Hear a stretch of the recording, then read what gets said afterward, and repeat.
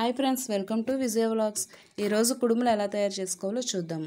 మనం కొలతకి ఏదైతే గ్లాస్ తీసుకుంటామో అదే గ్లాస్తో 2 గ్లాసులు వాటర్ పోసుకొని దాంట్లో ముందుగా 1 గంట ముందు నానబెట్టిన శనగపప్పుని వేసుకొని ఒక 5 స్పూన్ల వరకు సరిపోతుందండి. దాంట్లో తగినంత ఉప్పు వేసుకొని ఆ వాటర్ని బాగా మరిగించుకోవాలి.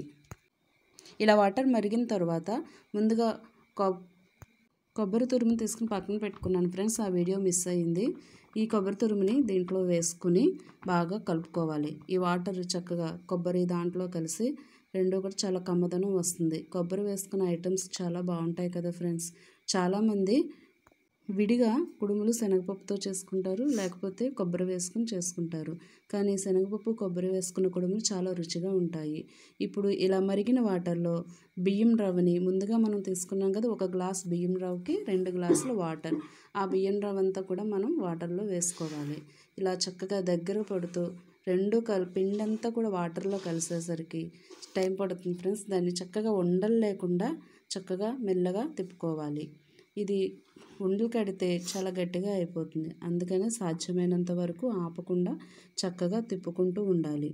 ఫ్రెండ్స్, చాలామంది వీడియో చూస్తున్నారు కానీ సబ్స్క్రైబ్ చేసుకోవట్లేదు. ప్లీజ్ షేర్ చేయండి, సబ్స్క్రైబ్ చేయండి, గంట సింబల్ నొక్కండి అండ్ లైక్ చేయండి.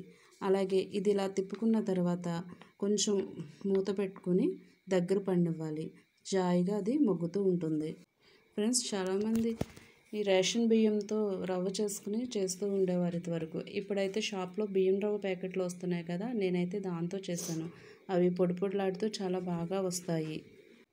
ఇప్పుడు ఒకసారి మూత తీసుకుని చూద్దాం. చాలా బాగా దగ్గర పడింది ఫ్రెండ్స్. దీని అంతటిని కూడా ఒకసారి తిప్పుకొని స్టవ్ ఆఫ్ చేసేసుకుందాం. ఇది బాగా చల్లారిన తర్వాత ఉండల కింద చేసుకోవాలి.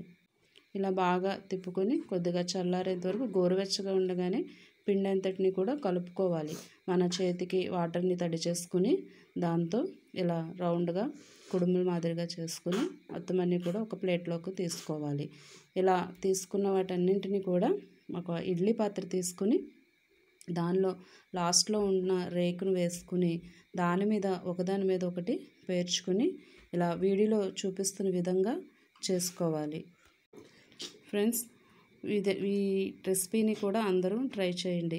ఇలా పక్కన పెట్టుకున్న కుడుములన్నింటినీ కూడా